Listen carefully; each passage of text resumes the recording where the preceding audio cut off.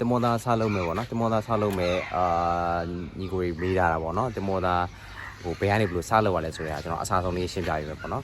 နံပါတ်1ကကျွန်တော်ဒေါဘုံတင်မောချင်းတမောစားလို့မယ်ဆိုရင်ဒေါဘုံတင်မောချင်းကိုသွားရမယ်ဒေါဘုံတင်မောချင်းမှာကိုစေးဖောင်ဝယ်ရမယ်ပေါ့နော်စေးဖောင်ဝယ်ရမယ်မှတ်ဖို့နေယူရမယ်စေးဖောင်ဝယ်ပြီးတော့စေးစစ်ကမယ်ပေါ့နော်စေးစစ်ပြီးရင်ကိုရောဒီတင်တန်းနေအပ်လို့ရပြီပေါ့နော်စေးစစ်ပြီးရင်တင်မောတင်တန်းအပ်လို့ရပြီအဲ့တော့စေးစစ်ပြီးဆိုရင်ကိုဓာတ်တို့အင်ဂျင်တို့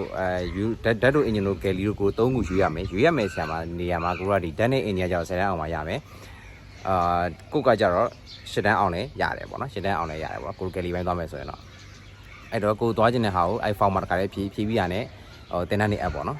တင်တန်းနေ app ပြီးွားရင်တင်တန်းမှာဘာတက်ကမယ်ဆိုတော့ BSD တက်ကမယ် BSD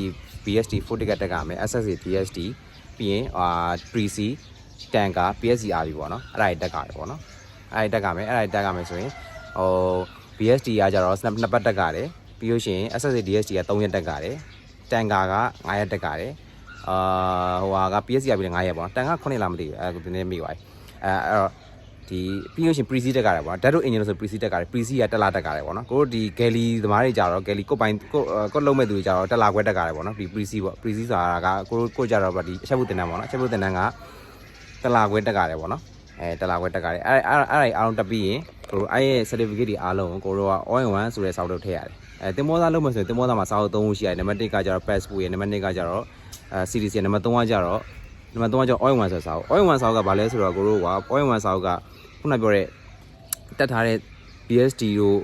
SSC DSD တို့တန်ကာတို့ပေါ့နော်